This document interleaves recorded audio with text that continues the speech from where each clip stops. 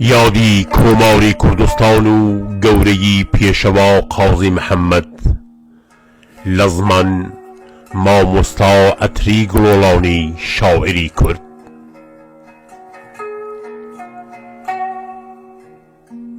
ناوبراو دوو فەرموودە لە سەردەمی کۆماری کوردستان لە زمان پێشەوا بەدەگێڕێتەوە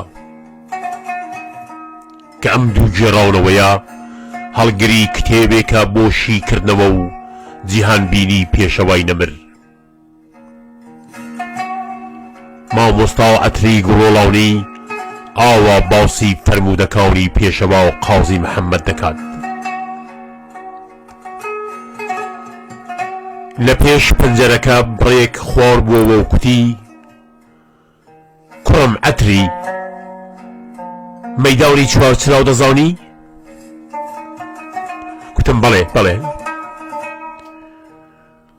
کوتی ئێوە دەبینن قازی محەممەد لەو مەیدانە ئیعدام دەکرێت. بۆیە ئەوەی دەڵێم هەتا کوردستان هەتا نەتەوەی کورد پێ بزانن کە قازی محەممەد فریوی نەخوارد، هەڵخەڵەتاوی واودەی بێرژێ نەبوو. ئەوەی بە ئێوەی دەڵێم بۆ تاریخ و وڵاتەکەتانی بگێڕنەوە. بنووسن کە قازی نەفریوی خوارد، نە هەڵخەڵەتا، بەڵکو ویستی خۆی فیدای ئارمانی نەتەوەی کورد بکات.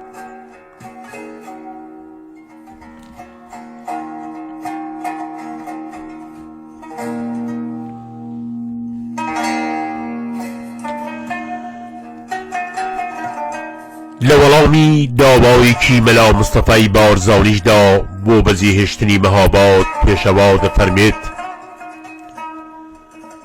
جەنابی مەلا مستەفا، ئەتۆ عێل و تەباری خۆت خڕ و پڕ لەگەڵە، یان پێکەوە دەژین یان پێکەوە دەمرن،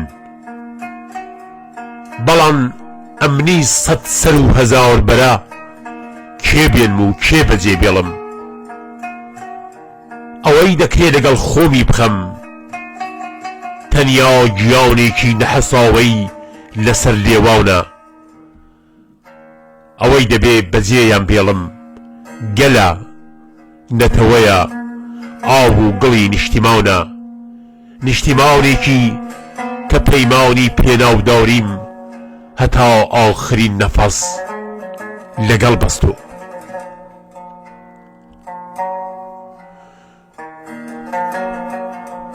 نەمری ئەبەدی بۆ پێشەوا و بۆ پیرۆزترین دەستکەوتی نەتەوەی گەلی کورد، دامەزراونی کۆماری سەربەخۆی کوردستان.